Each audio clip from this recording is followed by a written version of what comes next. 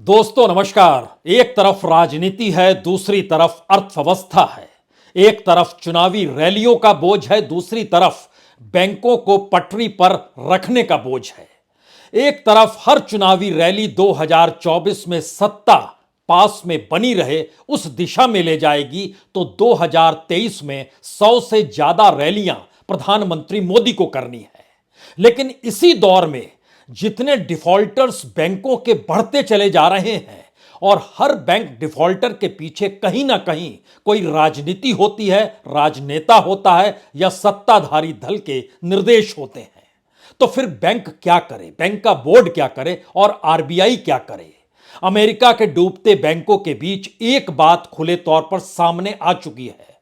बैंकों की balance sheet सही नहीं थी। जो बैंकों पर लायबिलिटी है, जो एसेट है, दोनों के बीच कोई तालमेल नहीं था।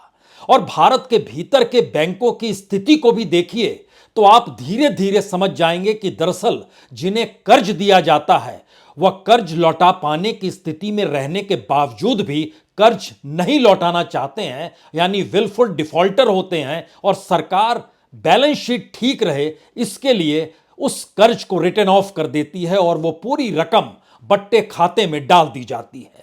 कैसे संभलेंगे बैंक। और अब आरबीआई के गवर्नर, उन्होंने भी साफ तौर पर कह दिया कि बैंक अपने तौर पर अपनी बैलेंस शीट को ठीक रखे।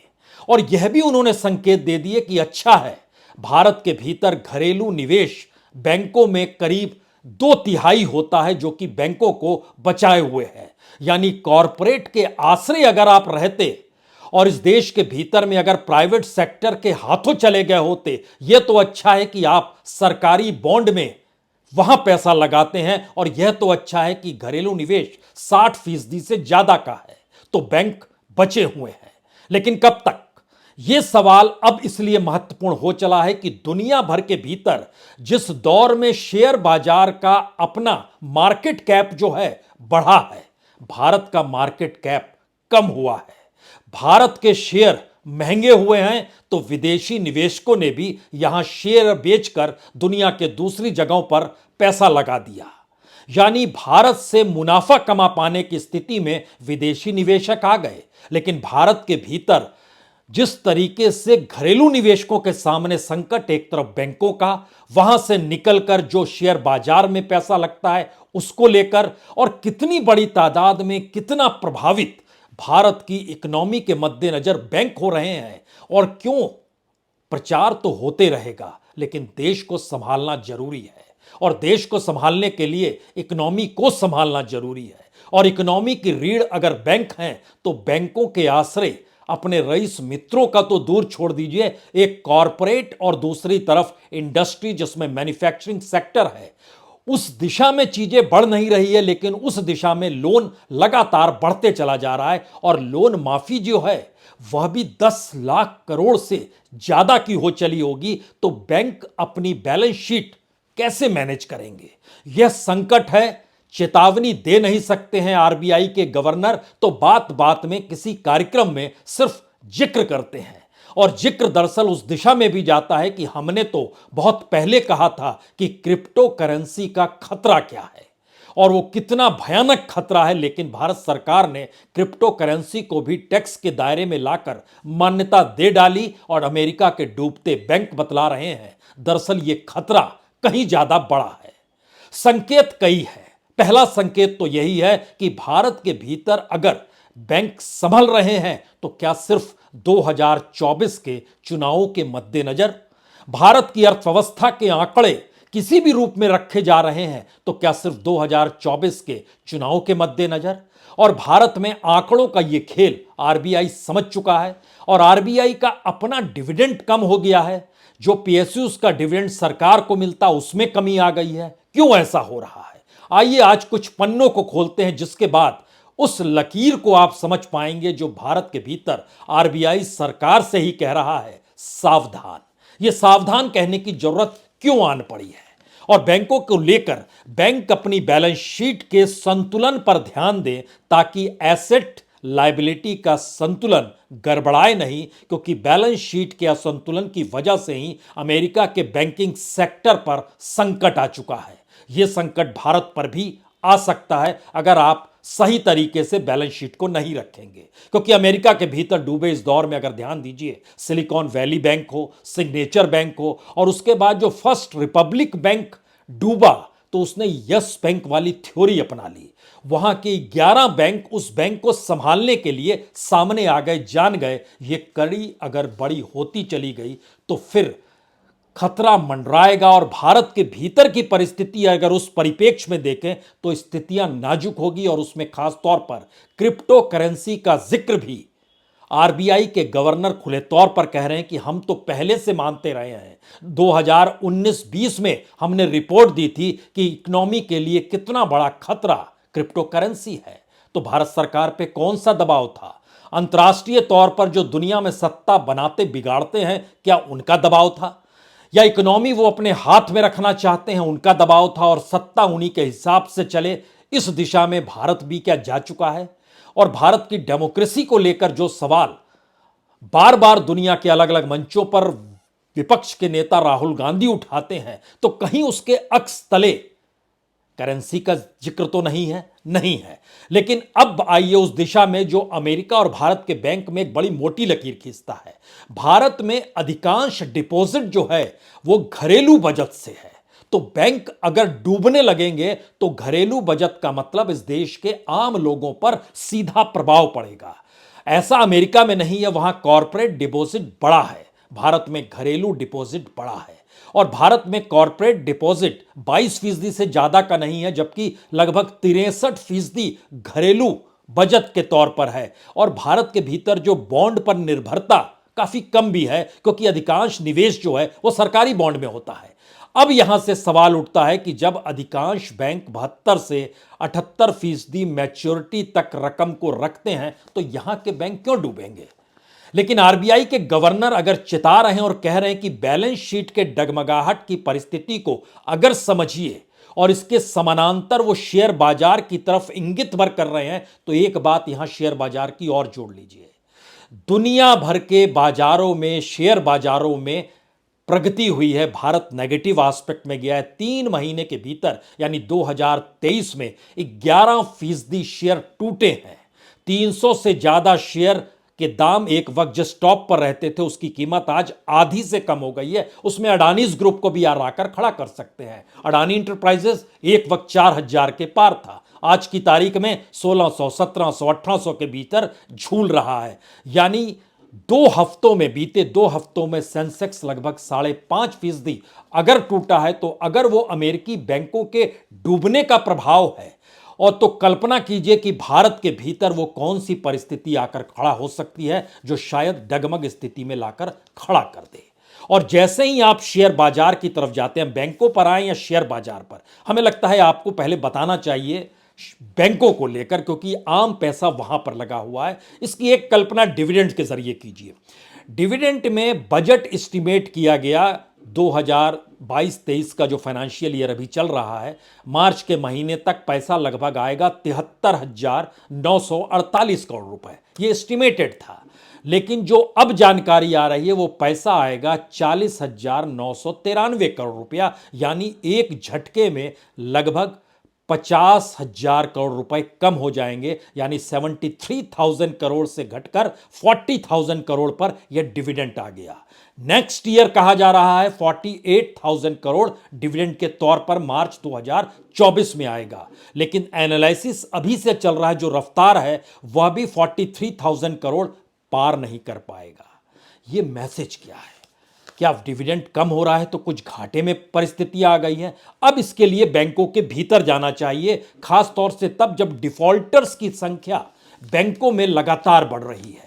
क्यों बढ़ रही है? और ये विलफुल डिफॉल्टर हैं, यानी उनके साधन बतलाते हैं कि वो दे सकते हैं लेकिन वो नहीं दे रहे हैं, तो इसका मतलब सिर्फ यही होता है कि डिफॉल्टर घोषित कर दीजिए, अब उनको बैंक से दोबारा लोन नहीं देंगे, नॉन बैंकिंग सेक्टर से भी उनको लोन नहीं मिलेगा। इसके अतिरिक्त कुछ नहीं होता है, लेकिन वो पैसा तो लोगों का चला ही गया। उस दिशा में जाइए तो एसबीआई में आज की तारीख में जो डिफॉल्टर्स है उनकी संख्या 1,883 हो गई, पीएनबी में 2,144 हो गई, यूनियन बैंक में 1,000 746 हो गई, बैंक ऑफ बड़ौदा में 2203 हो गई। ये डिफॉल्टर्स की संख्या हम आपको बतला रहे हैं, इतनी बड़ी तादाद में घोषित डिफॉल्टर्स हैं। बैंक ऑफ इंडिया में सबसे कम 340, आईडीबीआई जो बिक रहा है, प्राइवेट सेक्टर के हाथों जा रहा है, पूरी प्रक्रिया जारी है, 335 वहां पर भी हैं। कैनरा बैंक में 1334 डिफॉल्टर्स हैं। ओवरऑल डिफॉल्टर्स देखिएगा तो ये लगभग 15,778 डिफॉल्टर्स हो चुके हैं। आप कहिएगा पहले नहीं थे क्या? पहले थे, बिल्कुल थे। कोविड काल से ठीक पहले चले जाइएगा और अभी ले आइएगा तो लगभग 1.5 गुना हो गए। यानी उस समय अगर 10,000 डिफॉल्टर थे तो आज ये 15,000 डिफॉल्टर से ज्यादा की तादाद हो गई। यह परिस्थिति क्या बतलाती है? और इस परिस्थिति के भीतर जब आप जिक्र करना शुरू करते हैं कि आरबीआई के एसेट क्वालिटी रिव्यू के बाद जब ग्रॉस एनपीए का जिक्र आता है तो वो दस्तावेज में दिखलाता है 5.41%। आप खुश हो जाते हैं कि चलिए कम हो गया, लेकिन ये कम क्यों हुआ?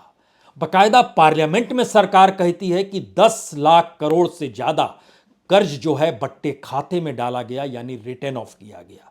अगला सवाल आएगा तो फिर आप बैलेंस शीट कैसे संभाल रहे हैं? या बैलेंस शीट ठीक रहे सिर्फ इसीलिए काम कर रहे हैं? तो यह दूसरा खतरा है, क्योंकि अमेरिकी बैंकों के भीतर बैलेंस शीट को ठीक करने की प्रक्रिया में असल बैलेंस शीट अगर दरकिनार की गई, जिसका जिक्र बार बार निकल कर आ रहा है और जिसका जिक्र आरबीआई के गवर्नर कर रहे हैं, तो यह एक खतरनाक परिस्थिति है। और ध्यान दीजिए, एसबीआई ने 2 लाख करोड़ रुपए इस दौर में रिटर्न ऑफ हुए हैं। पीएनबी में, पंजाब नेशनल बैंक में 67,000 करोड़ से ज्यादा रिटर्न ऑफ हुए हैं। और ये ओवरऑल तो 10 लाख करोड़ से ज्यादा है जो पार्लियामेंट में जवाब दिया गया, जो आखिरी जवाब है सरकार का बैंकों को लेकर। अगर इस दिशा में जाइएगा तो एक सवाल और आएगा, जिनको लोन दे रहे हैं वह कौन सा काम कर रहे हैं और इस देश की इकोनॉमी में उनका कितना बड़ा योगदान है? आप कल्पना के परे है कि भारत का कोर सेक्टर या मैन्युफैक्चरिंग सेक्टर उसके पैरेलल में ले आइए। अगर इनके ग्रोथ रेट को देखें और इनकी परिस्थिति को देखें और इनको जितना लोन, लगभग 33 लाख करोड़ से ज़्यादा लोन जो इन पर है, जो लास्ट अक्टूबर 2022 तक का जो डाटा निकल कर आ रहा आरबीआई ने जो जारी किया, उसमें आप अगर ये देख पा रहे हैं तो ये चुकता कैसे करेंगे जब इनकी पूरी परिस्थिति नाजुक है? क्योंकि जुड़े हुए इंडस्ट्रियलिस्ट इंडिविजुअल लेवल पे भी काम कर रहे हैं, जुड़े हुए कुछ कॉरपोरेट सेक्टर से भी जुड़े हुए हैं, वो मैन्युफैक्चरिंग सेक्टर हो, पावर सेक्टर हो, माइनिंग का सेक्टर हो, आयरन और स्टील का सेक्टर हो, सीमेंट का सेक्टर हो। इन क्षेत्रों के भीतर जो पैसा बैंकों के जरिए निकलकर कर्ज के तौर पर दिया गया और जो करोड़पति थे, उन्होंने, अरबपति कहिए, उन्होंने पैसा अगर नहीं लौटाया तो बैंक कैसे ठीक करेंगे? यह अगर पहला सवाल आपके जहन में आ रहा है तो दूसरा सवाल यहां पर आएगा कि सिर्फ इंफ्रास्ट्रक्चर को लेकर 42,000 करोड़ इसी बरस का एक डाटा निकल कर आया और पावर सेक्टर और रोड में उसमें लगभग 22,000 करोड़ रुपया दिया गया। स्थिति क्या है देश के भीतर यह बताने की जरूरत नहीं है, क्योंकि अगर आपके जहन में आता हो विलफुल डिफॉल्टर्स का नाम या उन डिफॉल्टर्स का नाम जो देश छोड़कर भाग जाते हैं, इसकी भी एक गिमिक है। आप कहेंगे ये गिमिक कैसे हो सकता है? गिमिक ये है कि जितना कर्ज लिया, जो पहली जानकारी आती है और जो दूसरी जानकारी आती है, और सपोज कीजिए किसी ने 100 रुपए लिए और 100 रुपए नहीं लौटाए, तो वो 100 रुपए रहेंगे या उस पर इंटरेस्ट लगते लगते वो कितना बढ़ेगा? और अगर उसी को बढ़ाते चले जा रहे हैं और फिर बाद में कहते हैं नहीं हमने उसको नहीं बढ़ाया है, तो इसका मतलब क्या है? क्या उसके बावजूद भी दिया जा रहा था? यह पूरा खेल आंकड़ों का है। उसको हम 3-4 कंपनियों के जरिए आपको बताते हैं। मसलन गीतांजलि जेम्स लिमिटेड, आरबीआई की एक लिस्ट आई 2019 में, उन्होंने कहा कि लगभग 5,044 करोड़ रुपए इस पर कर्ज है। मेहुल चौकसी का नाम इनसे जुड़ा हुआ है, फरार है, बाहर है। उसके बाद दूसरी लिस्ट आई 31 मार्च 2022 को, यानी 3 बरस के बाद। तो 19 में आंकड़े थे 5,044 करोड़ के और 22 के मार्च में आंकड़े आए 7,848 करोड़ के, जो बढ़ गए। आरईआई जो रिलायंस का एग्रो लिमिटेड है, उसके ऊपर कर्ज था 4,197 करोड़ 2019 में, 2022 में बढ़कर यह 4,803 करोड़ हो गया। जूम डेवलपर्स 2,024 करोड़ बढ़कर 2,147 करोड़ हो गया। रोटोमैक ग्लोबल यह भी बढ़ गया। जो एबीजी शिपयार्ड है यह 1,875 करोड़ से बढ़कर 3,708 करोड़ हो गए। इस फहरिस्त में देखिएगा तो जैसे कॉनकॉस्ट स्टील है, इसके ऊपर 4,596 करोड़ है। इरा इंफ्रा है 5,879 करोड़ है। कोस्टल प्रोजेक्ट है 2,311 करोड़ है। यह ऐसे नाम हैं जो हर बार जिक्र होते हैं और कीमत बढ़ती हुई दिखाई जाती है, और आंकड़ों के खेल में कुछ रिटर्न ऑफ हो जाता है, कुछ इंटरेस्ट दिखा दिया जाता है। बैंक अपनी बैलेंस शीट इसी में ठीक करने में लग जाते हैं कि लायबिलिटी देखिए उतनी नहीं इतनी हो गई, फिर उसके बाद कहते हैं बैलेंस शीट ठीक करने के लिए इतनी नहीं उतनी थी, और उसके बाद जब रिटर्न ऑफ होता है तो बोलते हैं देखिए बैलेंस शीट ठीक हो गई। सरकार बैलेंस शीट ठीक करने की दिशा में जब रिटर्न ऑफ करती है यानी बट्टे खाते में डालती है, तो उसके बाद पुरानी परिस्थितियों को निकालते हैं, नहीं अभी और रिटर्न ऑफ करने की जरूरत है। तो क्या भारत के बैंकों के साथ उस अर्थव्यवस्था का खिलवाड़ हो रहा है जिसमें घरेलू निवेश 63% होता है? और भारत के भीतर बैंक के डूबने का मतलब हर किसी ने देखा है। यहां पर यस बैंक के बाहर खड़ी हुई कतारों को देखा है, महाराष्ट्र पंजाब कोऑपरेटिव बैंक के बाहर खड़ी कतारों को देखा है, लक्ष्मी विलास बैंक के बाहर किस तरीके से थके हारे लोग खड़े थे कि अपना पैसा निकाल पाए। अमेरिका में तो सरकार कह देती है ठीक है आपका पैसा हम वापस करेंगे, टैक्स पेयर पे कोई दबाव नहीं, कोई प्रभाव नहीं। और इसी की वजह भी है कि जो वहां पर सिलिकॉन वैली बैंक डूबा, उसमें भारत के जो अलग अलग पैसे जमा थे स्टार्टअप के पैसे, वो 8,254 करोड़ थे। सिलिकॉन वैली बैंक में सिर्फ हड़कंप मच गया स्टार्टअप के भीतर। अगर इतना पैसा नहीं मिल पाएगा, क्योंकि जो इंश्योर्ड मनी थी वह तो इस दिशा में जा नहीं रही थी, वह तो 1,000 करोड़ से ज्यादा मिल नहीं पाता, 8,000 करोड़ से ज्यादा जमा था।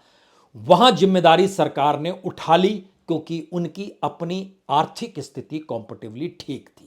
लेकिन भारत के साथ सबसे बड़ी मुश्किल ये हो चली है, हमको लगता है ये आज आपको जानना चाहिए। जिन बातों का हमको लगता है शेयर बाजार से एनालिसिस होता और कहा जाता है कि चीज़ें बिगड़ेंगी या नहीं बिगड़ेंगी, और हम लगातार आंकड़ों को देखते हैं। 60,000 के नीचे गया तो मुश्किल है, 60,000 के ऊपर आया तो ठीक है। अब आप सोचिए आज की तारीख में शेयर बाजार का जो वैल्यू, टोटल वैल्यू गिरा, जो वह पहुंच गया 247 लाख करोड़ पर।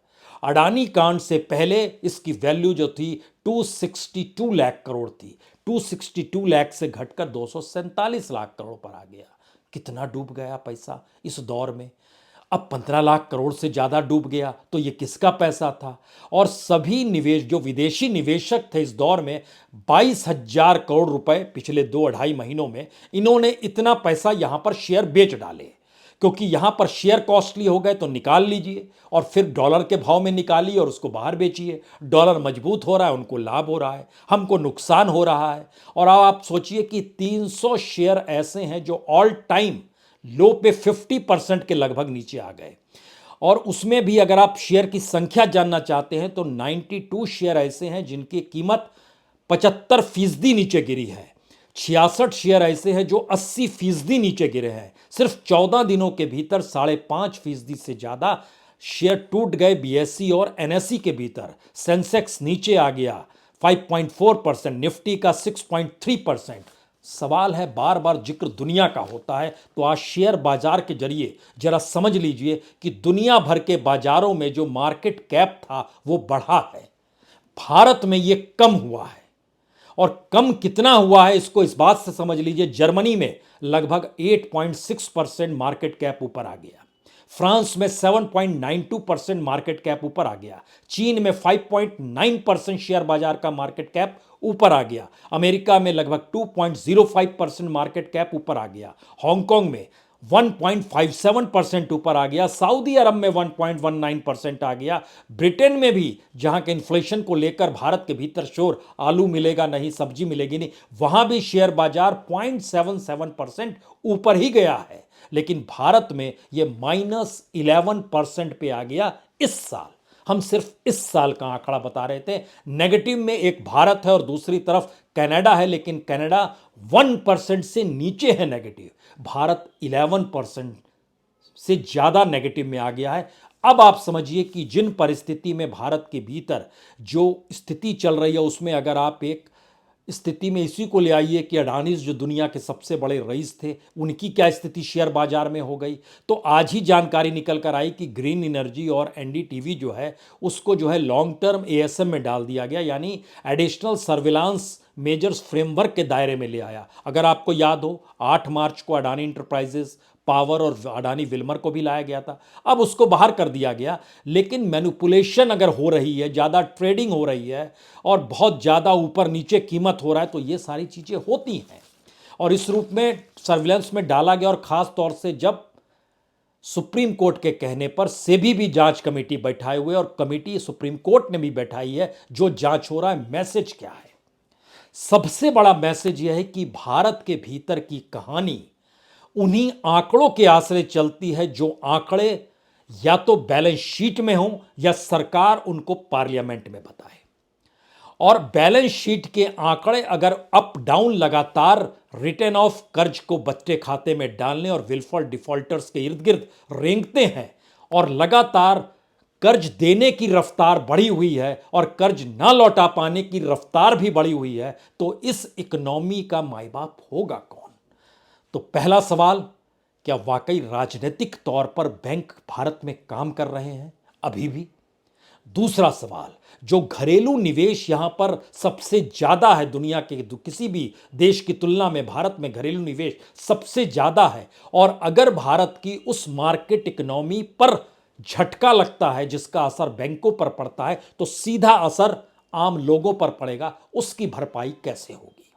और तीसरा सवाल, सत्ता में बने रहने के लिए प्रयास तो हर सत्ता हमेशा से करती आई है, लेकिन सत्ता में बने रहने के लिए इंडिया के इंस्टीट्यूशन और उसमें भी पब्लिक सेक्टर के बैंकों का इस्तेमाल भी हो सकता है। यह पहली बार इस नजरिए से समझ में आ रहा है, जहां जिक्र आंकड़ों का होता है और जहां जिक्र बैलेंस शीट का होता है। तो आखिर में आरबीआई के गवर्नर की यह बात कि बैंक अपनी बैलेंस शीट के संतुलन पर ध्यान दें ताकि एसेट लायबिलिटी का संतुलन गड़बड़ाए नहीं, और हमें लगता है चुनाव और अर्थव्यवस्था के बीच भी बैलेंस बना कर रखें, अन्यथा देश डूब जाएगा तो कौन सा प्रचार काम आएगा।